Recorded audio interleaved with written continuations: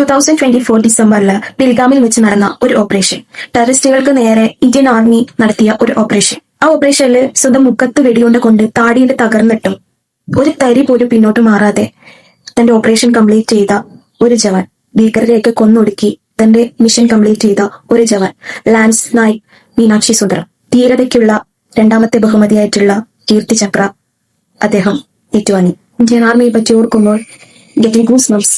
ഇതുപോലെയുള്ള ആയിരക്കണക്കിന് ജവാന്മാരുള്ളത് കൊണ്ടാണ് നമ്മളൊക്കെ സുരക്ഷിതരായിട്ട് ഇവിടെ ഇരിക്കുന്നത്. ദ റിയൽ ഹീറോസ് അത് തീർച്ചയായിട്ടും നമ്മുടെ ഇന്ത്യൻ ആർമി തന്നെയാണ്. ഇദ്ദേഹത്തെ പോലെയുള്ള ഒരുപാട് ധീരരായിട്ടുള്ള ജവാന്മാരെ പറ്റി നമ്മൾ കേട്ടിട്ടുണ്ട്. അവരോടൊക്കെ ബഹുമാനവും ആദരവും മാത്രം. Hats off. ഇത്രയും വലിയൊരു നേട്ടം നമുക്ക് നമ്മുടെ രാജ്യത്തിന് ലഭിച്ചിട്ടും അതൊന്നും എവിടെയും ചർച്ച ചെയ്യാതെ പോവാണ്. ഇന്നത്തെ ജനറേഷൻ, ഇന്നത്തെ കുട്ടികൾ അറിയേണ്ടത് കേൾക്കേണ്ടതും ഇതൊക്കെയാണ്. ഒരുപാട് ചാനലുകാർ വേണ്ടാത്ത ഒരുപാട് അനാവശ്യമായിട്ടുള്ള കുറെ കാര്യങ്ങളും ഒക്കെ ചർച്ച ചെയ്യുമ്പോൾ, വീഡിയോസ് ഇടുമ്പോഴും ഇതൊക്കെയാണ് ശരിക്കും എല്ലാവരും അറിയേണ്ടത്, ചർച്ച ചെയ്യപ്പെടേണ്ടത്, സംസാരിക്കേണ്ടത്.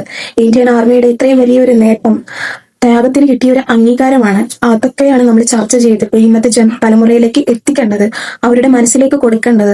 പക്ഷെ നമ്മൾ കൊടുക്കുന്നത് വേണ്ടാത്ത കുറെ ഒരുപാട് വീഡിയോകളൊക്കെ ചെയ്തിട്ട് ഇന്നത്തെ കുട്ടികൾ കാണുന്നതും അറിയുന്നതും ഇതൊക്കെയാണ്.